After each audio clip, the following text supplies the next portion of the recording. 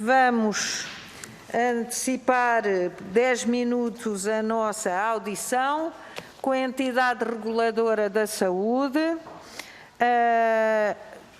Cumprimento a senhora professora Sofia Nogueira da Silva, que penso que já nos está a ouvir. O grupo parlamentar requerente foi o grupo parlamentar do PSD, em que requereu a audição da entidade reguladora da saúde para esclarecimentos das regras a aplicar à transferência de doentes entre prestadores de cuidados de saúde. Senhora professora, muito boa tarde, muito obrigada pela sua disponibilidade.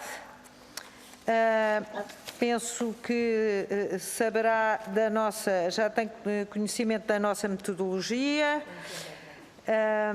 É o grupo parlamentar requerente que inicia, a seguir são os outros grupos parlamentares e a senhora professora, em nome da entidade reguladora da saúde, terá a oportunidade de responder em bloco a todos os pedidos de esclarecimento dos senhores deputados. Portanto, dava desde já a palavra ao grupo parlamentar requerente, grupo parlamentar do PSD, senhor deputado Alberto Machado, senhor vice-presidente desta comissão. Muito boa tarde. Faz favor. Boa tarde. Estão-me a ouvir? Estamos a ouvir muito bem. Faz favor. Muito bem, muito obrigado. Obrigada. Senhora Presidente, senhora Professora, senhores deputados, em novembro do ano passado, a entidade reguladora da saúde fez publicar em Diário da República um regulamento, o 964 de 2020, dirigido à salvaguarda dos direitos dos utentes, em especial no que se refere ao seu direito ao acompanhamento, à humanização dos cuidados prestados e à preservação da informação clínica, onde estabeleceu regras aplicáveis ao processo de transferência de utentes entre hospitais e definiu mecanismos organizacionais de articulação entre estes estabelecimentos.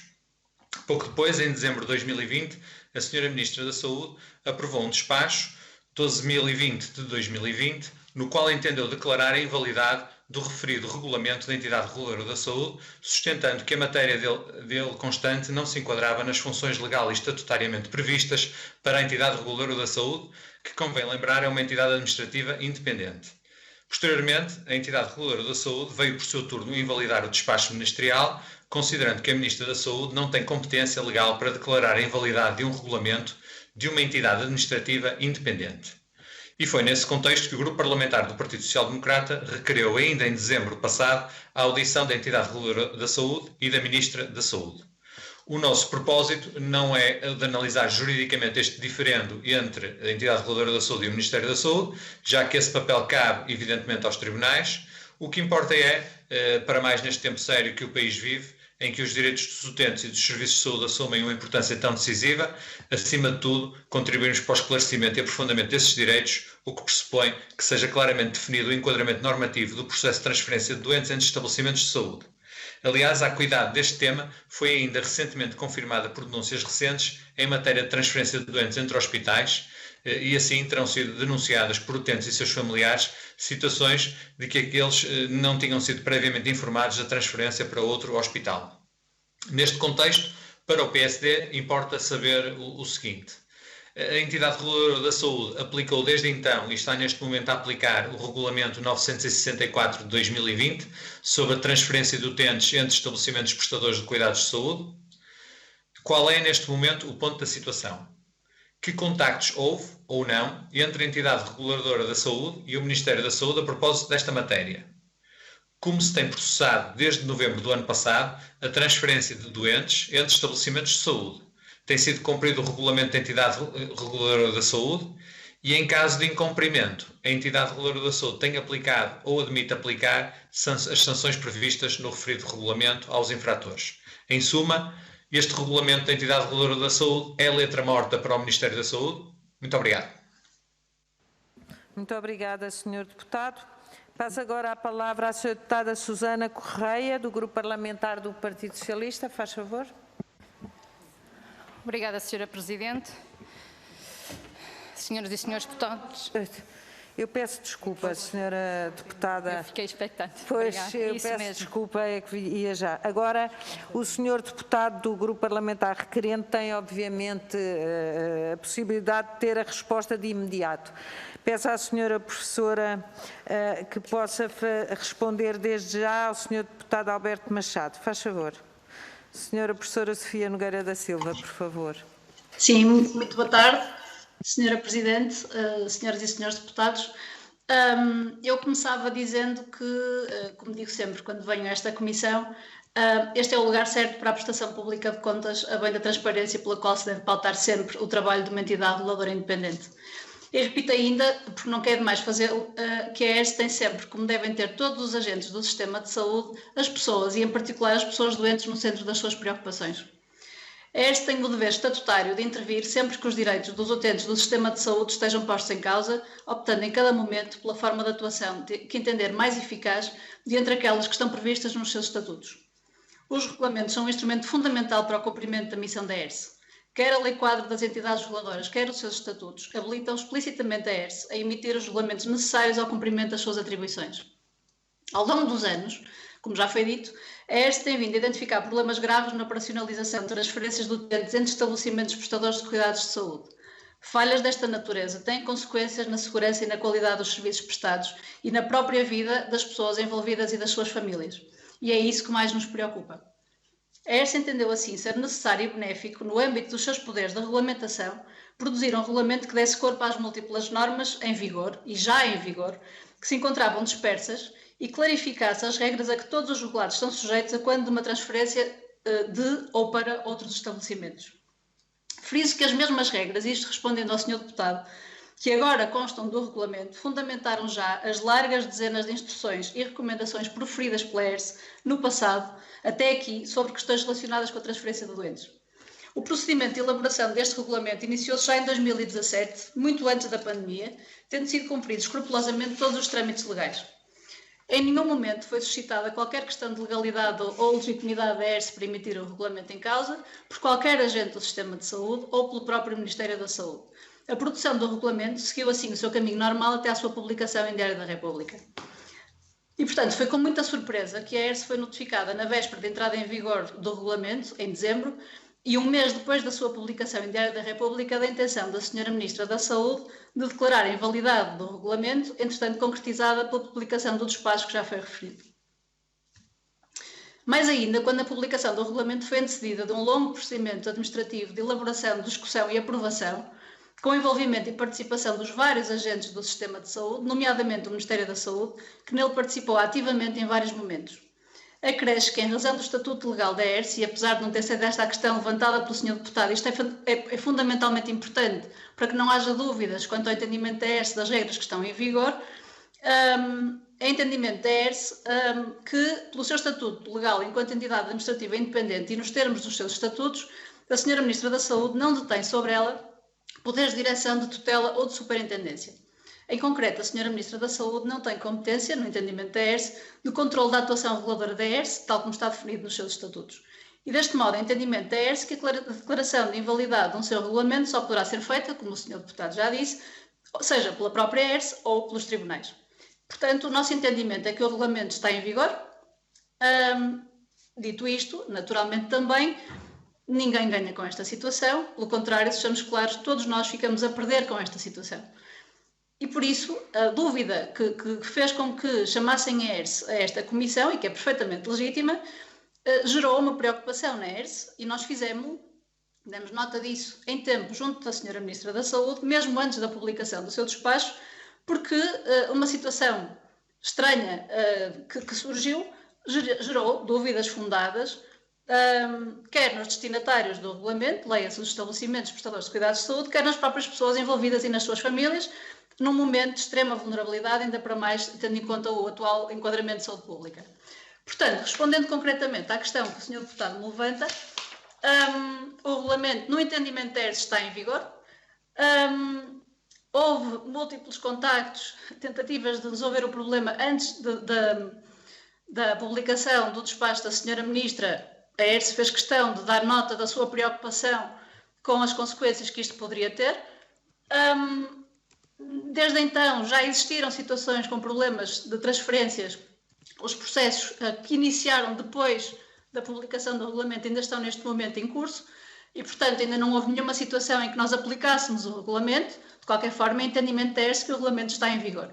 Não posso, no entanto, deixar de dizer, e vou falar disso um bocadinho mais detalhadamente mais à frente, que efetivamente as regras que estão no regulamento já existiam e, portanto, do ponto de vista das regras que os prestadores têm que cumprir quando são responsáveis por transferir doentes para outros estabelecimentos ou para os receber, já estavam em vigor e, portanto, já estavam sujeitos a elas de qualquer forma. Senhora Professora, muito obrigada desde já por esta primeira resposta. Tem obviamente depois tempo para complementar esta resposta e outras que quererá dar, com certeza.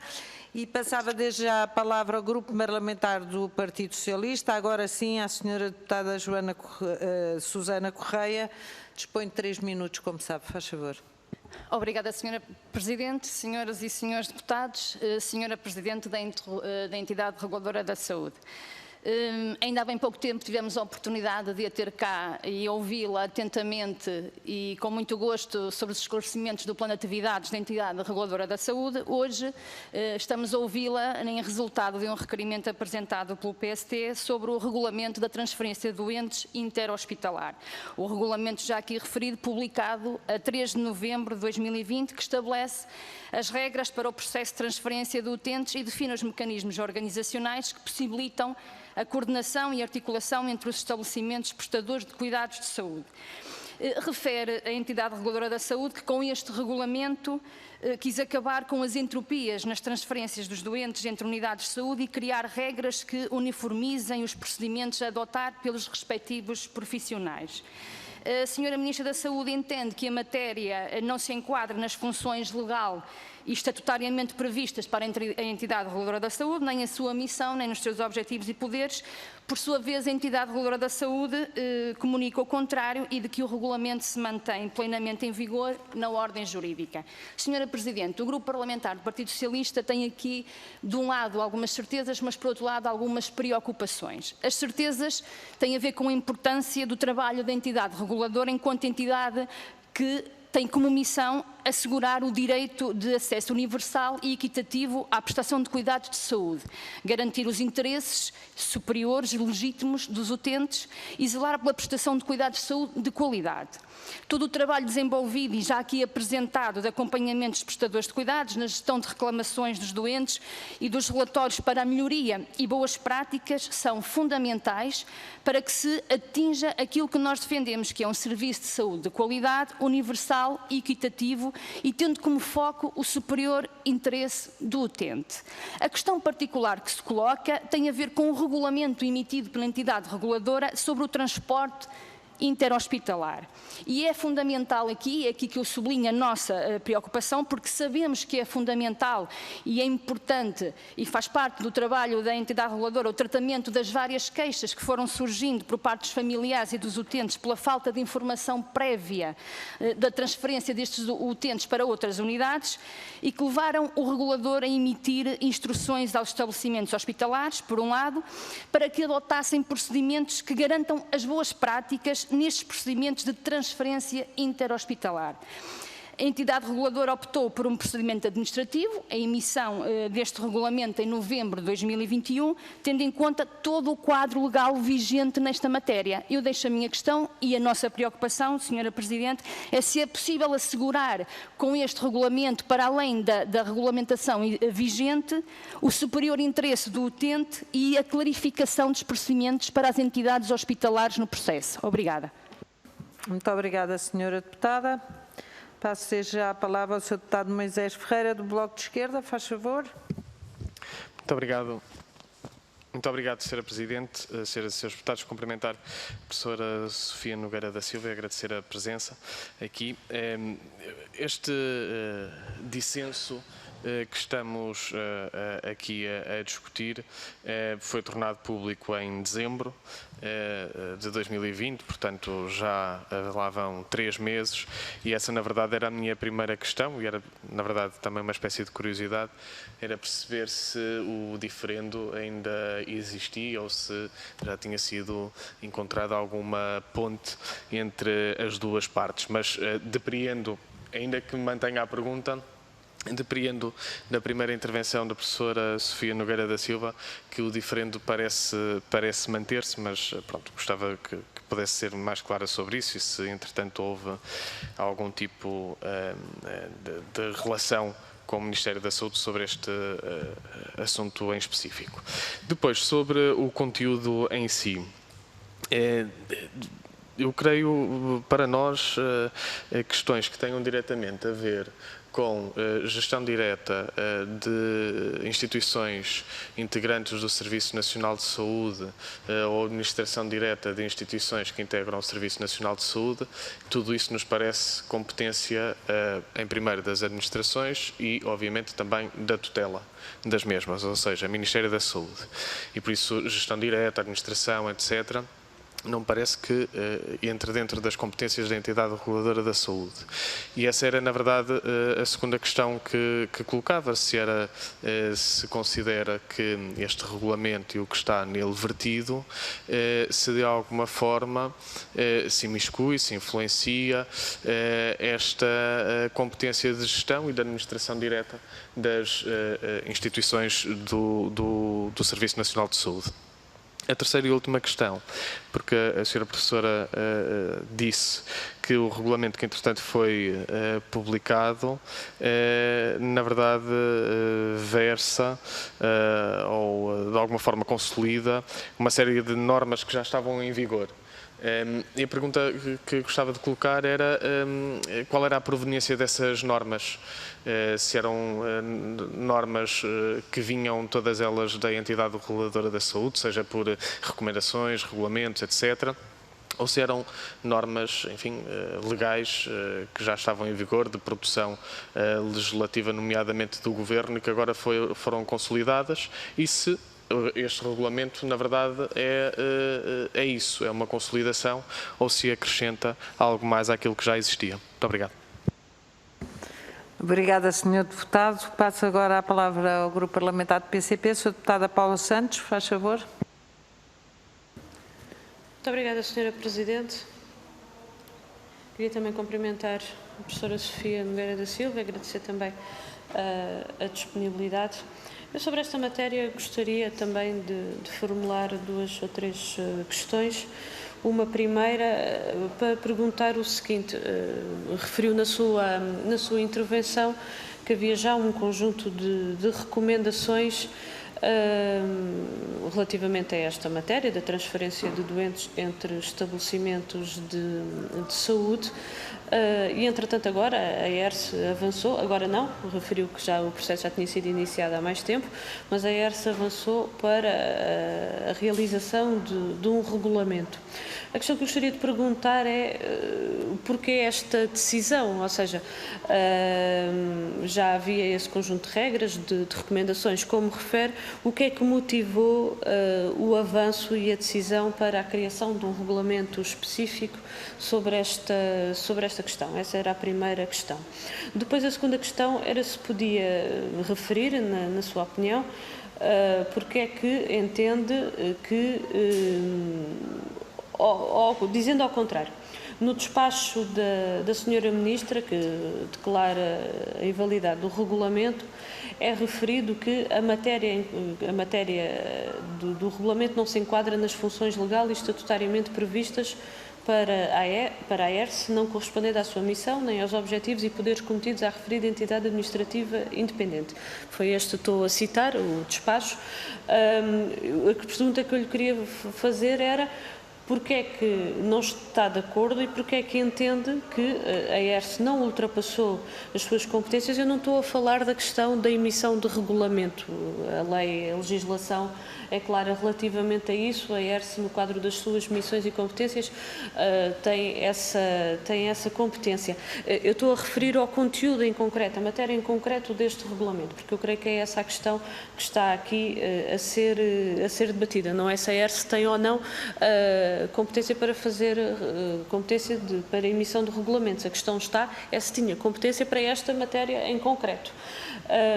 Deixava-lhe esta pergunta. E um terceiro aspecto, uma preocupação do PCP.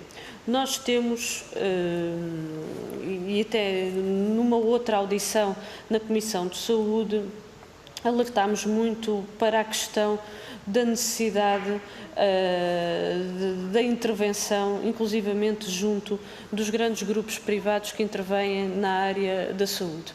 Porque, de facto, temos assistido na altura, creio que foi num momento já em plena epidemia, com um conjunto de processos que, na nossa opinião, desrespeitavam os utentes e os doentes, e era uma desresponsabilização total, e não vimos uma intervenção de facto firme relativamente a esses grupos privados. Nós entendemos que os cuidados de saúde são um direito e devem ser prestados a todos os utentes e a todos os doentes, independentemente das suas condições económicas e sociais, e que a resposta deve ser assegurada pelo Serviço Nacional de Saúde. E de facto não devemos aqui, neste sentido, contribuir, na nossa opinião, o próprio Serviço Nacional de Saúde não deve contribuir para aumentar a transferência da prestação de cuidados para os grupos privados, mas sim deve reforçar a sua capacidade do Serviço Nacional de Saúde. São opções políticas, é certo, mas são as opções que melhor servem os cidadãos, e por isso eu faço esta referência num documento em que refere a transferência de utentes entre equipamentos de saúde, deixar bem claro esta posição do PCP, porque o caminho, obviamente estou a referir a alguns aspectos que ultrapassam a intervenção por parte da ERSE, mas que o importante aqui de facto não é promover a transferência de utentes dentro de estabelecimentos públicos para os privados, mas sim deve ser reforçado. Agradeço que abrevi. Mesmo terminar, mas sim reforçar a capacidade dos estabelecimentos do Serviço Nacional de Saúde. Muito obrigada, Sra. Deputada. Eu queria informar a Sra. Professora que a Sra. Deputada Ana Rita Bessa, do CDS, me pediu para transmitir que só não está presente por incompatibilidade da agenda. E a perguntar, penso que não temos os outros grupos parlamentares, do PAN, o deputado do Chega também não estão. Pronto, então passava desde já a palavra à Sra. Professora, para dar os esclarecimentos que entender pertinentes. Faz favor, Sra. Professora, tem a palavra. Muito obrigada. Muito obrigada pelas questões que me levantam, e vou tentar responder-lhes de uma forma agregada para facilitar o raciocínio e por uma questão de melhor gestão do tempo. Levantaram as grandes questões pertinentes, se me permitem, quanto a esta matéria. E, portanto, eu vou dividir, no fundo, a minha resposta em três grandes vertentes, tentando responder àquilo que me perguntaram. Primeiro, o que é que motivou a emissão do regulamento?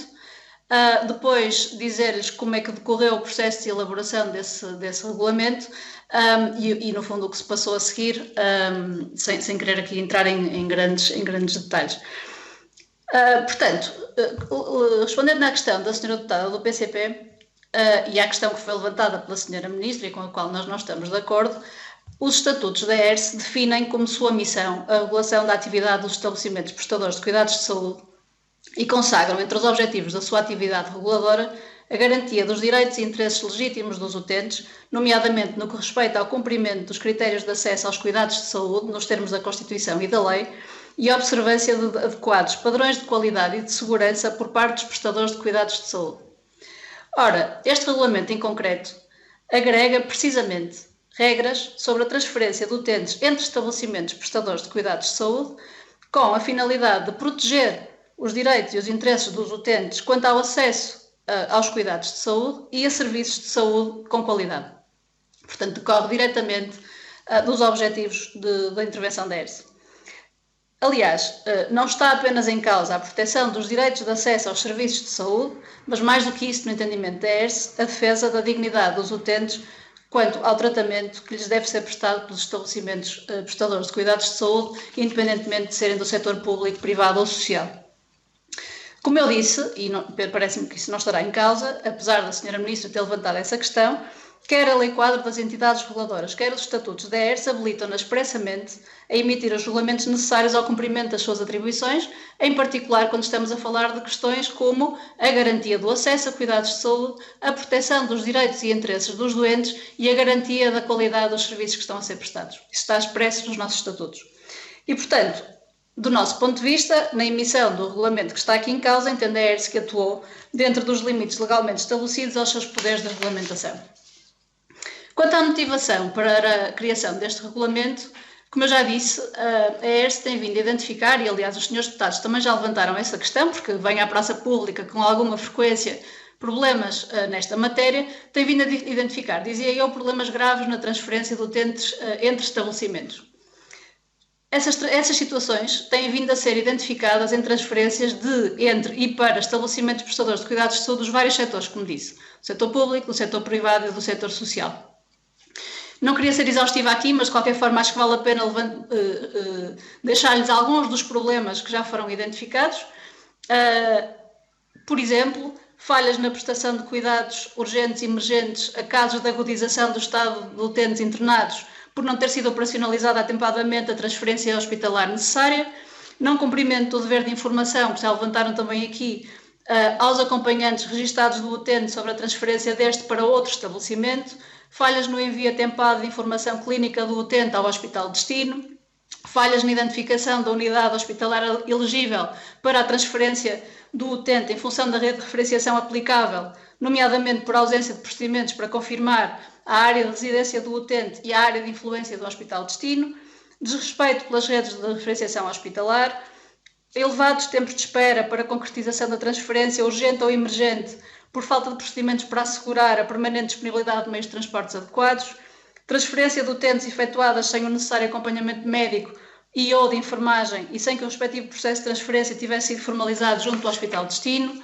utentes sujeitos a várias transferências por falta de contacto prévio entre estabelecimentos para confirmar se o hospital de destino tinha ou não vaga para poder recebê-lo, falhas nas condições básicas de segurança no transporte, impedindo a continuidade de prestação de cuidados de saúde de qualidade durante o mesmo, pedidos a familiares de utentes para assegurarem o seu transporte para outro estabelecimento em viatura própria e sem qualquer acompanhamento médico, falhas no procedimento de monitorização e acompanhamento dos utentes até à chegada dos meios de transporte solicitados por efetuar a transferência, falhas no acionamento do código do INEM para a concretização da transferência, transferência de utentes à revelia da informação prestada no contacto prévio com o hospital de destino, que já tinha dito que não tinha vaga para o poder receber, e, portanto, de facto, estamos a falar de um número muito significativo de situações identificadas pela ERSE e das intervenções que daqui resultaram por parte da ERSE, ainda antes da existência do regulamento, resultaram cerca de 40 deliberações que estão publicadas no nosso website ao longo dos últimos anos,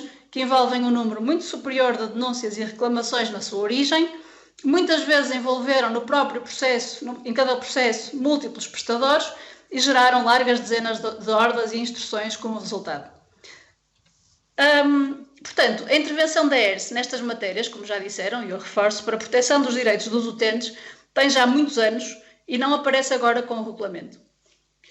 No entanto, tendo em especial atenção as consequências que falhas no processo de transferência de utentes pode ter na qualidade dos serviços prestados e na própria vida das pessoas, a ERSE entendeu que no exercício dos seus poderes de regulamentação e num esforço de supervisão preventiva, deveria harmonizar os procedimentos já existentes. E, portanto, o objetivo último deste regulamento é conferir maior certeza e segurança a todos os intervenientes no processo de transferência de utentes entre estabelecimentos, definindo as condições mínimas de organização, coordenação e articulação para o efeito. Reforço, como já disse, que o regulamento não cria nenhuma obrigação nova para os estabelecimentos prestadores de cuidados de saúde.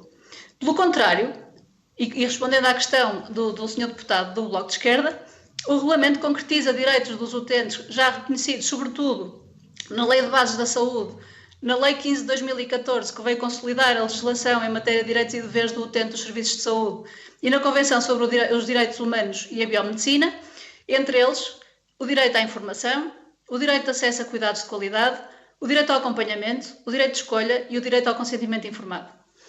Quanto à origem das normas que estão em vigor e que estão agora consolidadas no regulamento, posso dar-lhes alguns exemplos. Por exemplo, foram tidas em conta, naturalmente, as regras de diferenciação legalmente definidas, regras aplicáveis em matéria de referenciação secundária de doentes urgentes e ou emergentes, recomendações para o transporte de doentes críticos emanadas pela Ordem dos Médicos e pela Sociedade Portuguesa de Cuidados Intensivos, um despacho do Sr. Secretário de Estado Adjunto e da Saúde relativo ao transporte integrado de doentes críticos, normas da Direção-Geral da Saúde, nomeadamente sobre segurança do doente e transição de cuidados de saúde, regulamentos europeus relativos à segurança no tratamento de dados pessoais e regulamentação da atividade de transporte. Por outro lado, houve a preocupação, como não podia deixar de ser, de afastar do âmbito de aplicação do regulamento todos os regimes de transporte já regulados em diplomas específicos. E, portanto, se consultarem o regulamento, nos seus artigos 2º e 6º, diz-se claramente o que é que fica de fora do regulamento, porque já havia regulamentação própria. Quanto àquilo que fica dentro, estamos a falar de regras mínimas de segurança e qualidade. Portanto, nós não estamos a interferir, nem poderíamos fazê-lo, na gestão direta, como o Sr. Deputado levantou, na gestão direta dos estabelecimentos prestadores de cuidados de saúde. O que nós estamos a fazer é dar corpo a normas de segurança e qualidade que já estão em vigor, aos quais os estabelecimentos já estavam sujeitos, dando-lhe corpo num documento único. Perdendo agora algum tempo, apesar de não terem levantado esta questão, acho que vale a pena, porque foi um assunto que gerou muitas dúvidas, nomeadamente em alguns envolvidos, falava-lhes um bocadinho do processo de elaboração, discussão e aprovação do regulamento. A ERSE tem, e eu já tenho vindo a dizê-lo aqui, o absoluto privilégio de ter no seu seio, como órgão social, um conselho consultivo que representa o sistema de saúde e que congrega as várias posições contidas nesse sistema de saúde e que é por isso essencial para o trabalho da reguladora. E, portanto, quando se pensou na possibilidade de criar um regulamento para dar aqui alguma segurança a todos os intervenientes, seja quem tem que aplicar o regulamento, sejam os utentes e as suas famílias, a primeira coisa que nós fizemos foi discuti-lo com o Conselho Consultivo, ainda em 2017 e em 2018. Lembro que o Conselho Consultivo da ERSE integra, entre outros, representantes dos estabelecimentos prestadores de cuidados de saúde dos setores público, privado e social, com e sem internamento, portanto, por outras palavras, representantes dos regulados da ERSE, que são quem está sujeito ao regulamento, representantes profissionais de saúde e representantes dos utentes. E lembro que também no Conselho Consultivo tem assento um representante, um membro do Governo responsável pela área da saúde, atualmente a Sra. Ministra da Saúde. Dada a importância enorme que representa para a ERSE ter um órgão social com esta composição, antes de tomarmos qualquer decisão, isto foi devidamente discutido, como dizia, com o Conselho Consultivo logo no início do processo. E, portanto, efetivamente, através do Conselho Consultivo, os principais agentes do sistema de saúde foram chamados a participar ativamente no procedimento de elaboração e discussão do regulamento. Todos eles consideraram ao longo do tempo que havia utilidade na produção deste regulamento, que era potenciador de ganhos de qualidade e segurança e de uma melhor proteção dos direitos e interesses legítimos dos utentes, que é o nosso propósito último, sempre, e deve ser o de todos os intervenientes do sistema de saúde, seja o legislador, o decisor político, entidades financiadoras, entidades prestadoras de cuidados de saúde, representantes de utentes e a própria reguladora.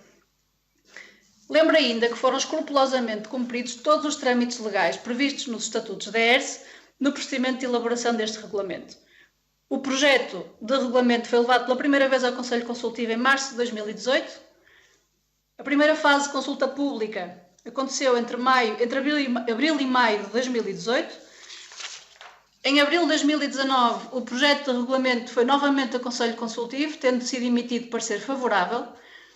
Ainda em abril de 2019, a ERSE recebeu, naturalmente deu nota ao então Sr. Ministro da Saúde de que o processo de consulta pública ia acontecer, e em abril de 2019, já fora do período de consulta pública, recebeu da então Sra. Secretária de Estado da Saúde um documento que agregava os contributos de um conjunto de entidades que fazem parte da esfera de atuação do Ministério, enviados à ERSE, e cito, para melhor apreciação e elaboração do documento final do regulamento.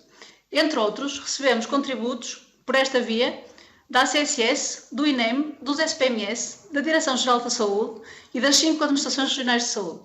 E, portanto, o Ministério participou ativamente, também através desta via, no processo de criação do regulamento. Tendo em conta a riqueza de todos estes contributos, a ERSE entendeu elaborar uma segunda versão do regulamento que incorporava estes contributos e por se considerar que o segundo documento era suficientemente diferente do primeiro, por uma questão de total transparência, entendemos atrasar o processo e submetê-lo a um segundo período de consulta pública. Tal aconteceu entre setembro e outubro de 2019. Em fevereiro de 2020, o novo projeto de regulamento voltou ao Conselho Consultivo. E aqui deixo uma nota que é interessante, porque no final de 2019 mudou o mandato do Conselho Consultivo, a nova composição é, por força dos estatutos, totalmente distinta, e portanto isto veio robustecer ainda mais a discussão e o regulamento que daí resultou. E nessa reunião foi emitido parecer favorável ao projeto de regulamento por unanimidade dos presentes. Lembro mais uma vez que o Conselho Consultivo integra um representante da Sra. Ministra da Saúde. O procedimento seguiu o seu curso e em junho de 2020, em cumprimento da lei, foi solicitada à CNPD a apreciação do projeto de regulamento à luz do RGPD. Após a emissão desse parecer, a 3 de novembro, como disseram, de 2020, o regulamento foi publicado em Diário da República para entrar em vigor no dia 3 de dezembro. A 2 de dezembro, sem que nunca tivesse havido qualquer contacto prévio, respondendo à questão do Sr. Deputado do Bloco de Esquerda, ou sequer qualquer sinal de desconforto ou desacordo por parte do Ministério, a ERSE foi formalmente notificada da intenção da Sra. Ministra de declarar a invalidade do regulamento. Nós recebemos esta notificação com absoluta surpresa, mais ainda tendo em conta que a publicação do regulamento tinha sido antecedida por um tão longo, até se calhar demasiado longo, procedimento administrativo, com envolvimento e participação de tantos agentes do setor, incluindo o Ministério da Saúde, que nos foram dando nota de que consideravam que isto era uma forma positiva e adequada de resolver o problema da diversidade e dispersão das normas em vigor. A ERSE, perante isto, respondeu de imediato, naturalmente, manifestando a sua surpresa e a sua discordância e o entendimento que tinha e que tem sobre a intenção da Sra. Ministra, mas essa intenção foi confirmada pela publicação em Diário da República do despacho de que já estivemos aqui a falar. Por outro lado, é entendimento da ERSE, como já disse há pouco, que a Sra. Ministra da Saúde não tem competência legal para declarar invalidade um regulamento de uma entidade administrativa independente, e isto voltando à questão do Sr. Deputado do PSD, e isto porque, nos termos do artigo 6º dos seus estatutos, a ERSE é orgânica, funcional e tecnicamente independente, e cito, no exercício das suas funções e não se encontra sujeita à superintendência ou tutela governamental no âmbito desse exercício, não podendo os membros do Governo dirigir recomendações ou emitir diretivas aos seus órgãos ou a qualquer trabalhador sobre a sua atividade reguladora, nem sobre as prioridades a adotar na respectiva prossecução. A Sra. Ministra da Saúde não tem, assim, poderes de direção, de tutela ou de superintendência sobre a ERSE, nem poderes de controle da legalidade de atos ou de regulamentos desta entidade.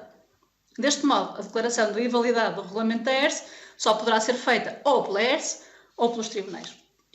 Por último, importa referir novamente que o regulamento reproduz, e isto voltando à questão que me levantaram há pouco, o teor de instruções, ordens e recomendações já preferidas pela ERSE no passado, no exercício da sua atividade de supervisão e regulação, em matérias referentes à transferência de utentes entre estabelecimentos prestadores de cuidados de saúde.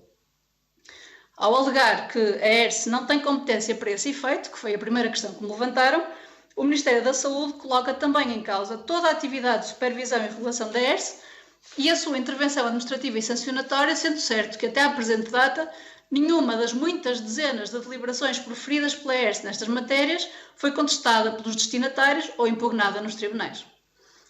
E, portanto, é entendimento da ERSE que o despacho da Sra. Ministra da Saúde, por ser um ato que se situa fora das suas atribuições, não produz efeitos jurídicos nos termos da lei, pelo que o regulamento se encontra em vigor. Voltando agora um bocadinho acima desta discussão concreta de como é que foi criado o regulamento e qual é o nosso entendimento disto, há aqui algumas notas que eu não posso deixar, porque nos parecem fundamentais. e voltando não foi diferente, já não sei qual foi a palavra que o senhor deputado do Bloco de Esquerda levantou e que foi apropriado, de certa forma, também pela comunicação social, como é natural. O nosso entendimento é que é crucial a transparência e a separação dos vários papéis do Estado. A ERSE está, como sempre esteve, e agora voltando à questão dos contactos, absolutamente disponível, sempre, para trabalhar de forma articulada com as demais instituições do setor da saúde, com os quais seja possível criar e potenciar sinergias, de modo a que a resposta às necessidades das pessoas, e em particular dos utentes dos serviços de saúde, seja a melhor possível. Nunca isso foi tão importante como hoje, no enquadramento em que vivemos, e a ERSE tem vindo, desde o início da pandemia, a trabalhar com enorme proximidade, com múltiplas instituições, nomeadamente com várias entidades do Ministério da Saúde, nem podia ser de outra forma. Não houve qualquer aproveitamento da situação por parte da ERSE, nem qualquer busca de protagonismo, que seja claro, nem poderia haver, tanto mais que as entidades reguladoras não integram a cena política. Pelo contrário, o que compete à ERSE, e é isso que nós consideramos que aconteceu aqui, e tem sido essa a sua postura sempre, e esta comissão certamente comprovará isso, trabalhar exclusivamente no sentido de garantir que as regras do jogo são respeitadas, sempre no âmbito das suas competências e atribuições e com as limitações impostas pelos recursos disponíveis. Agora, o que é certo é que a situação que foi criada nos preocupa particularmente, tendo em conta que hoje todos os esforços de todos os intervenientes no sistema de saúde devem estar dedicados ao combate à pandemia e à preparação do que vem a seguir, criando condições para uma resposta adequada e célere a tudo o que ficou para trás. Esta situação veio criar turbulência, veio criar instabilidade, veio criar dúvidas. Nós acreditamos que só possa ser resultado de condições de pressão e de cansaço extremo e temos que acreditar que num enquadramento de normalidade isto não teria acontecido. Haver discordância sobre a intervenção da ERSE, isso poderia ter sido resolvido por força dos caminhos legalmente previstos. O que é certo é que o cansaço e a pressão não podem desculpar nem justificar tudo. Poderá discutir-se se as reguladoras e a ERSE em particular devem ou não devem ter poderes de regulamentação. Hoje têm. O regulamento que aqui me trouxe tem cobertura legal e estatutária. Não determina como é que os prestadores se devem organizar e como é que devem gerir os seus serviços. Não determina, respondendo a uma questão da senhora deputada do PCP, não determina para onde é que devem ser transferidos, a não ser que devem ser respeitadas as regras em vigor, nomeadamente as regras de referenciação. Acreditamos, e os vários agentes do sistema de saúde confirmaram que este regulamento em particular é um instrumento importante para a proteção dos utentes e das suas famílias, em momentos de doença e de particular vulnerabilidade, sendo ainda, e é uma vantagem o facto de estar tudo agregado num documento apenas, promotor da literacia dos vários intervenientes, e, portanto, nós defenderíamos o regulamento em qualquer circunstância. Se ainda por cima há uma interferência na independência da reguladora, pondo em causa a sua atividade e os seus estatutos, que os vários órgãos sociais da ERSE têm obrigação de proteger e de fazer cumprir, naturalmente não poderíamos deixar de reagir, sem alarido, claro, mas com assertividade, e fizemos-lo em 3 frentes. Assim que foi publicado o despacho da Sra. Ministra, emitimos, como saberão, de imediato um comunicado ao setor, dirigido em particular aos prestadores e aos utentes, clarificando a nossa posição e deixando expresso o nosso entendimento quanto às regras em vigor. Por outro lado, solicitamos um parecer externo a um inquestionável especialista em Direito Administrativo e Regulação Pública que veio sustentar a posição da ERSE e, claro, foi de imediato convocado um Conselho Consultivo, uma reunião com o Conselho Consultivo para apreciação, discussão e pronúncia sobre o despacho da Sra. Ministra, tanto mais que a decisão constante do despacho representa uma manifesta contradição com os pareceres emitidos pelo Conselho Consultivo, que integram, entre outros, representantes dos próprios prestadores que agora estão sujeitos ao cumprimento do regulamento. Dou-lhes apenas nota de que, na reunião com o Conselho Consultivo, que aconteceu a 16 de dezembro, o Conselho Consultivo deliberou, e cito mais uma vez, recomendar ao Conselho de Administração que, no pressuposto que existiu uma interferência ilegítima de um membro do Governo na competência da entidade reguladora da saúde, pressuposto devidamente suportado por parecer jurídico, seja intentada em tribunal uma providência cautelar pedindo a suspensão imediata de eficácia do despacho da Sra. Ministra da Saúde por ilegitimidade do mesmo e, de seguida, seja requerida a nulidade do ato administrativo constante do despacho em causa. Estamos neste momento a avaliar os próximos passos. Senhora professora, eu peço só que termine esta primeira parte, porque ainda temos uma segunda ronda. Não sei Já terminei. Muito bem. Portanto, Então, fico disponível para questões estão adicionais. a aguardar, foi o que eu percebi, não é? A sua última... Estamos neste momento a ponderar as várias possibilidades, em particular tendo em conta a recomendação que veio do Conselho Consultivo, que naturalmente sendo um órgão da ERSE não pode ser ignorado, ainda não tomamos decisões quanto a isso. Muito bem, muito obrigada, senhora professora. Temos agora ainda a possibilidade de cada grupo parlamentar dispor de 1 minuto e meio, antes de voltarmos a dar a palavra à senhora professora para os esclarecimentos finais. Pergunto do grupo parlamentar do Partido Socialista, tenho aqui indicação, o senhor deputado João Paulo Correia, está a ouvir-nos, está em boas condições? Boa tarde, sim, senhora Presidente. Faz favor, tem a palavra.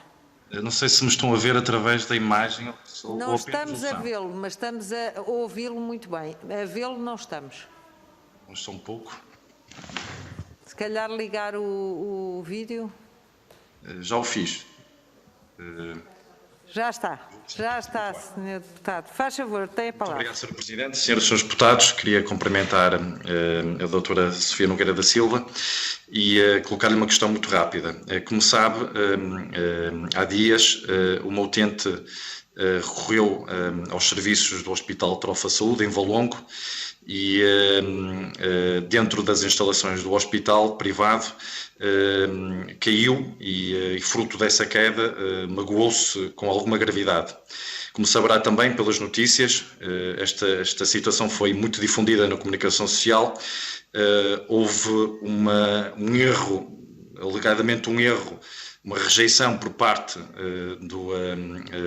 dos serviços privados do hospital em prestar um cuidado de emergência a esta utente. Disse um erro porque não quero estar aqui a julgar o procedimento do hospital privado, porque posteriormente este próprio hospital privado, do Grupo Trofa Saúde, fez um comunicado dizendo que houve um erro de comunicação entre os serviços administrativos e a administração e que nestas situações nunca seria rejeitado o apoio a esta utente. A pergunta que lhe coloco, a primeira pergunta é se a entidade reguladora da saúde já teve qualquer comunicação oficial, formal, alguma queixa relativamente a isto, a esta ocorrência. Em segundo lugar, se este tipo de ocorrências são recorrentes ou se são casos muito extraordinários, muito pontuais. E em terceiro lugar, perguntar-lhe quais são os direitos que protegem os utentes que vivem este tipo de situações nos hospitais privados. No caso concreto, que direitos é que protegiam esta utente perante uma situação imprevista, inesperada e que foi também confrontada com uma decisão por parte do hospital privado de rejeição e que levou a própria utente a pedir auxílio aos bombeiros locais, a uma corporação de bombeiros próxima, para levá-la às urgências num hospital público. Portanto, é uma situação que transcende mais do que a própria ocorrência, mas sim é uma questão que tem a ver com os direitos que protegem um utente que recorre a um hospital privado, um prestador de saúde. Obrigada, Sr. Deputado. Muito obrigada, Sr. Deputado. Passo agora ao grupo parlamentar do PSD. Não sei se o Sr. Deputado Alberto Machado... Estão a ouvir? Estamos a ouvir, faz favor. 1 minuto e meio, por favor. Muito obrigado. Sra. Presidente, Sra. Professora Sofia Nogueira da Silva, Srs. Deputados, ficamos esclarecidos sobre o desnorte do Ministério da Saúde nesta e noutras matérias. Dos esclarecimentos obtidos, somos de concluir que o Governo, através do Ministério da Saúde, procurou imiscuir-se numa matéria que não é da sua competência e que é da exclusiva competência da entidade reguladora. Só podemos reprovar política e publicamente esta ação. Nesta questão da transferência de doentes, podemos assistir no passado dia 5 de novembro, um dia antes da visita de Marta Temido ao Hospital de Penafiel, a um conjunto de transferências muito significativo para hospitais de todo o país. Estas transferências foram realizadas com muitas reclamações por parte dos utentes, dada a pressa em esvaziar um hospital em total ruptura para a visita da Sra. Ministra. Mais recentemente, temos tido notícias de mais problemas, entre os quais escolho apenas 2 exemplos. Um utente da Unidade Local de Saúde da Guarda que foi transferido sem que tenha sido devidamente informado para o Centro Hospitalar de Cova da Beira, que dista mais de 40 km, e um outro doente de Évora que foi transferido para Vila Franca de Xira, cerca de 140 km, sem que a sua família soubesse. Como tem a entidade reguladora da saúde exercido a sua missão de proteção dos doentes na fiscalização destas transferências? A entidade reguladora da saúde tem conhecimento a anteriori ou a posteriori destas transferências? Tem capacidade de resposta para atender às reclamações existentes e para fazer as correspondentes ações inspectivas? Agradeço, para terminar, à Sra. Professora Sofia Nogueira da Silva por todas as explicações que nos deu. Muito obrigado. Obrigada, Sr. Deputado. Sra. Deputada Paula Santos, quer usar da palavra? Não quero. Faz favor. Muito obrigada, Senhora Presidente.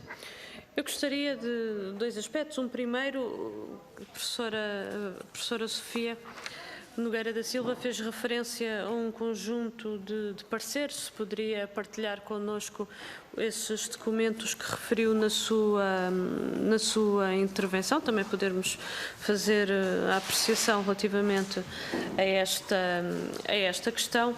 E depois um segundo aspecto para dizer o seguinte, completando só um pouco o que referi na primeira intervenção, porque de facto creio que temos aqui e no nosso país existem, de facto, várias situações dessas. Eu creio que se deveria estar a referir a algumas dessas situações em que é necessário, obviamente, no que diz respeito aos grupos privados da saúde, conhecemos, de facto, responsabilização de vários. Foi feita referência agora à situação da semana passada, de uma doente que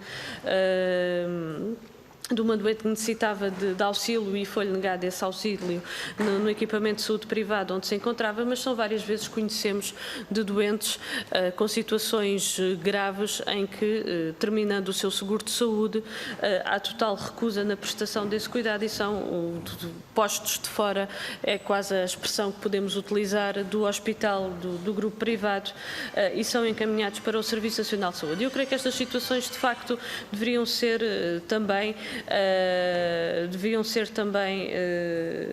responsabilizadas estas instituições, porque de facto a questão aqui não está na prestação de cuidados de saúde, mas sim no lucro e no negócio claramente em torno das questões da saúde, ou então até bem recentemente com grupos privados de saúde que se recusavam a atender doentes que tivessem infectados com Covid-19. Eu creio que estas situações de facto são situações muito graves, mas que revela também a natureza destas instituições e que deve haver naturalmente, quando falamos na questão, e falou da questão dos direitos dos utentes, há aqui de facto vários aspectos que não estão a ser assegurados por parte destes grupos privados. Muito obrigada.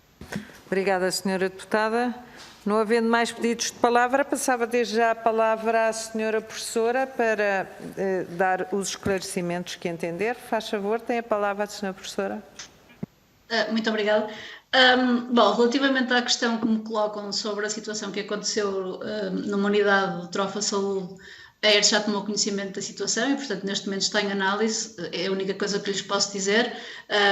Quando o processo estiver terminado, naturalmente daremos nota daquilo que aconteceu. Neste momento o processo está em curso e, portanto, não há muito mais que eu possa dizer. Quanto à questão do Sr. Deputado do PSD, se nós temos conhecimento das situações antes ou depois, bom, tipicamente quando há um problema, seja numa transferência ou em qualquer outro momento da prestação de cuidados de saúde, a ERS toma conhecimento a seguir, a não ser que seja um problema sistémico, e nesse caso já estaremos a acompanhá-lo de avanço, e portanto quando existe uma falha que obviamente tem significado em número absoluto, o número de situações em que há problemas com as transferências, na maior parte dos casos não há, que seja claro. Portanto, temos um número relevante de reclamações e de denúncias relativas a esta matéria, mas ainda assim são situações de exceção, claro. Quando nós tomamos conhecimento de reclamações ou de denúncias ou através de notícias ou o que seja de um problema, imediatamente intervimos no âmbito daquilo que são as nossas atribuições e competências. Quanto à questão que me levanta sobre se nós neste momento temos capacidade para tratar as reclamações, eu dei-lhes nota disso quando estive nesta comissão a última vez, no final do ano passado. Efetivamente, neste momento, nós estamos a tratar as reclamações poucos dias depois delas nos chegarem, portanto, neste momento temos uma máquina muitíssimo aliada e em tempo damos tratamento e seguimento às reclamações, que depois são encaminhadas, quando se justifica, internamente para uma intervenção adicional nas várias áreas de intervenção da ERSE. Portanto, sim, neste momento temos capacidade, é uma das áreas em que não há atrasos, não há... por aí não há problema de agilidade de intervenção da ERSE a seguir. Quanto à questão que a senhora deputada do PCP me levanta-me várias, algumas eu não lhe posso responder, porque não compete à ERSE pronunciar sobre isso. Sempre que a ERSE entende que no âmbito das suas competências e atribuições há um problema, em particular quando estamos a falar da não garantia dos direitos dos utentes, naturalmente a ERSE tem a obrigação de intervir, e é isso que tem vindo a fazer sempre, tendo em conta as suas insuficiências e os recursos disponíveis, mas naturalmente é nossa obrigação intervir nos termos dos nossos estatutos sempre que é identificado um problema, claro. Senhora professora, muito obrigada pelos esclarecimentos. Senhoras e senhores deputados, penso que podemos dar por terminada esta audição. Agradeço uma vez mais a disponibilidade. Desejo-lhe bom trabalho e muita saúde, senhora professora, que é o melhor que lhe posso desejar nestes tempos difíceis que estamos a viver. Senhoras e senhores deputados, e disponha da Comissão de Saúde sempre que necessitar, como é óbvio. Senhoras e senhores deputados, não havendo mais assuntos a tratar, eu penso que podemos dar por terminada a nossa reunião. Queria só lembrar que mandei distribuir os documentos que falei há pouco, o texto adaptado às novas alterações do RAR, do Regimento da Assembleia da República, portanto um texto de uma proposta para um regulamento que temos alguma urgência, a questão também dos projetos de lei que estão em discussão e que foram pedidos para uma apreciação antes da votação na Generalidade. Senhoras e senhores deputados, então até amanhã. Amanhã às 10 horas, como sabem, penso que há um grupo de trabalho que se reúne mais cedo, às 9 da saúde mental, não é? É um encontro. É um encontro, não é um grupo de trabalho. Pronto, o encontro. Um encontro às 9 da manhã, desejo bom encontro e eu cá estarei às 10.